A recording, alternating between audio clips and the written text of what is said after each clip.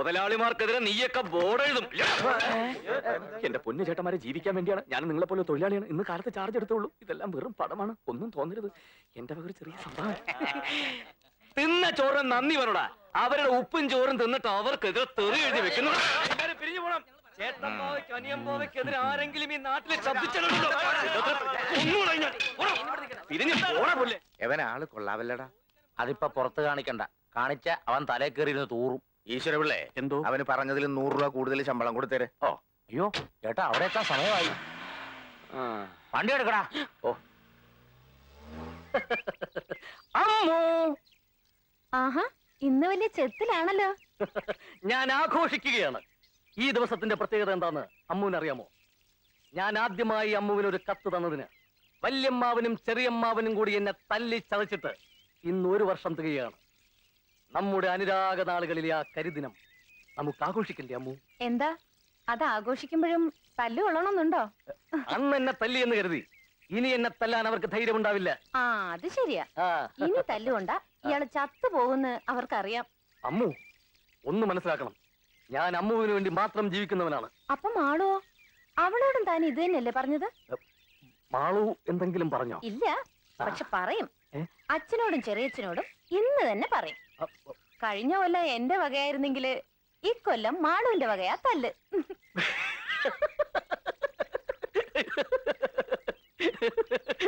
അമ്മു, ഞാൻ മാളുവിനോട് ഒരു തമാശ പറഞ്ഞതല്ലേ. യഥാർത്ഥത്തിൽ എനിക്കിഷ്ടം എന്റെ അമ്മുവിനെയാ. എന്നെ അങ്ങനെ ആരും ഇഷ്ടപ്പെടണ്ട. ദേ അവര് പോയിരിക്കുന്നതേ എനിക്ക് കല്യാണം ആലോചിക്കാനാ. ആ കല്യാണം നടക്കത്തില്ല. അല്ല, അത് ചൊവ്വാ ദോഷമുള്ള ഒരു പെണ്ണിനെ കിട്ടാൻ ഈ ഭൂമിയിൽ ആരാ തയ്യാറാവുക എന്ന് കരുതി അമ്മു വിഷമിക്കണ്ട. ഒരു ചൊവ്വാ ദോഷത്തെയും വകവയ്ക്കാതെ അമ്മുവിനെ സ്വീകരിക്കാനുള്ള ഒരു മനസ്സ് ദേ ഈ ചുവന്ന ഷർട്ടിനകത്തുണ്ട്. ഓർത്തോളൂ.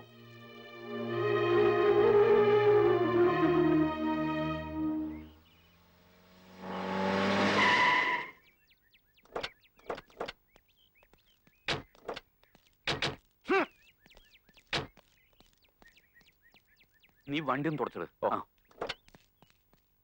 പോയ കാര്യം എന്തായി? ഈ കല്യാണം ആരോ മുടക്കി. മുടക്കിയോ? ആരാ മുടക്കിയെന്ന് വല്ല സൂചനയും കിട്ടിയോ? ഇല്ല, ഏതോ തന്തയില്ലാത്തവനാണെന്നറിയാം.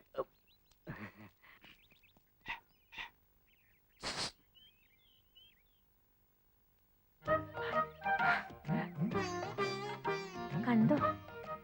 എന്ത്? ആരെ കാണാനാ പോയത്? ഓ, അതോ കണ്ടു. ആളെങ്ങനെയുണ്ട്? കൊള്ളാം. കണ്ടാ തന്നെ പോലെ ഇരിക്കോ? ഏതാണ്ട്. തന്റെ ഉയരമുണ്ടോ? അല്പം കുറവാ. തന്റെ നിറമുണ്ടോ? അതും അല്പം കുറവാ. പിന്നെന്തിനാ തന്നെ പോലെ ഇരിക്കും പറഞ്ഞത്? എന്താണ് ഇവിടെ? ഏതാണ്ട് ഇയാളെ പോലെ ഇരിക്കും. അയ്യേ, എന്നാ എനിക്കെങ്ങും വേണ്ട. എന്താണ് തെണ്ടി നീ എന്നെ കുറിച്ച് അവളോട് പറഞ്ഞു കൊടുത്തത്? ദേഹത്തോട്ടാണ്ടല്ലോ ഇടിച്ച് ഇഞ്ച പരുവൊക്കെ ഞാൻ. നിന്റെ വേഷം കെട്ടലൊന്നും എന്റെ അടുത്ത് വേണ്ട. ഞാൻ ആരാണെന്ന് നിനക്ക് അറിയില്ല.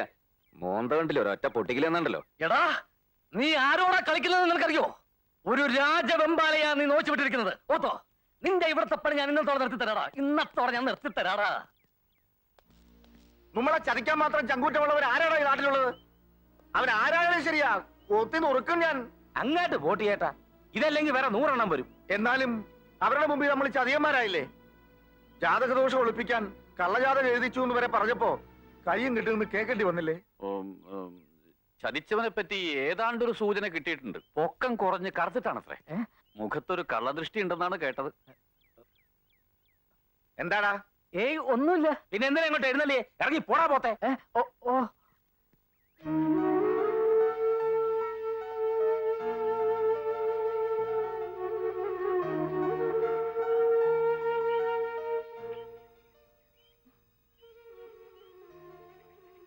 മോള് വിഷമിക്കണ്ട.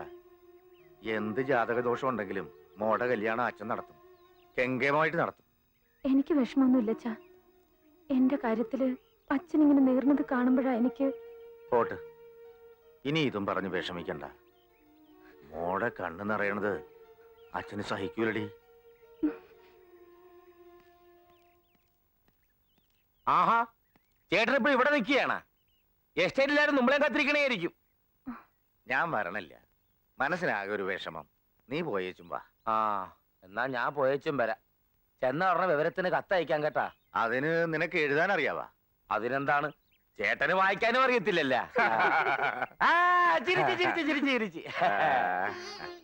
ഇപ്പോഴാണ് കേട്ടാ എനിക്കൊരു സമാധാനമായതേ. ചേട്ടൻ ഇങ്ങനെ വിഷമിച്ചിരിക്കുന്ന കണ്ടേച്ചും പോയാ എനിക്കൊരു സമാധാനം കിട്ടൂല. ഞാൻ പോയിട്ട് 2 ദിവസക്കുള്ളിൽ വരാം. ചേട്ടനും ഇവിടെ തന്നെ താമസം? അതെ. അപ്പോ കുടുംബമൊക്കെ? അങ്ങനെ ആരുമില്ല. ഞാൻ കല്യാണം കഴിച്ചിട്ടില്ല. ഓർമ്മ വെച്ച കാലം മുതല് ഞാൻ ഈ ബാവന്മാരുടെ കൂടെയാ. അതിപ്പോഴും തുടരുന്നു, ഒരു ഏകാംഗ നാടകം പോലെ. ഒരു കണക്കിന് ആരും ഇല്ലായിരിക്കുന്ന നല്ലത്. ആ, ഇല്ലാത്തവന് ഇല്ലാത്തതിന്റെ ദുഃഖം, ഉള്ളവനും ഉള്ളതിന്റെ വിഷമം. ആ, നിനക്ക് രാത്രിയിൽ എണീറ്റ് നടക്കുന്ന സ്വഭാവമൊന്നുമില്ലല്ലോ. എന്താ ഉണ്ടെങ്കിൽ പറയണം, എനിക്ക് എന്റെ മുറിയുടെ കഥ കൂട്ടിയിട്ടാണ്. എനിക്കങ്ങനെ യാതൊരു സ്വഭാവവും ഇല്ല. മൂടി പുതച്ച് ചുരുണ്ട് കൂടി കിടന്നാ പിന്നെ ഭൂകമ്പം ഉണ്ടായാലും അറിയില്ല. എന്നാ ഭൂകമ്പം ഉണ്ടാവുന്നതിന് മുമ്പ് കിടന്നോ. നേരത്തെ എണീക്കണം, കാറ് കഴുകിടണം കേട്ടോ. ഇനി സുഖമായിട്ടൊന്ന് ഉറങ്ങാം. കൃഷ്ണ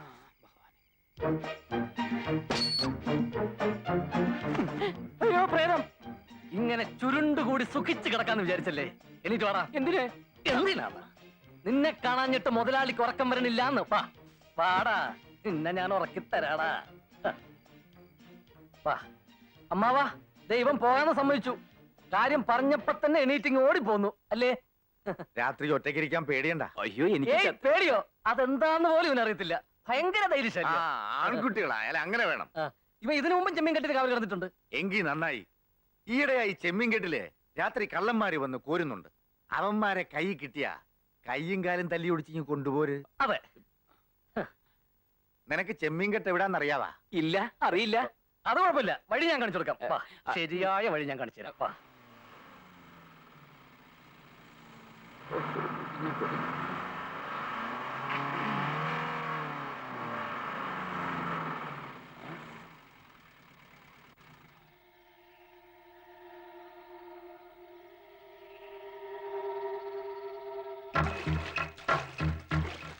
വേഗം ആവട്ടെടാ.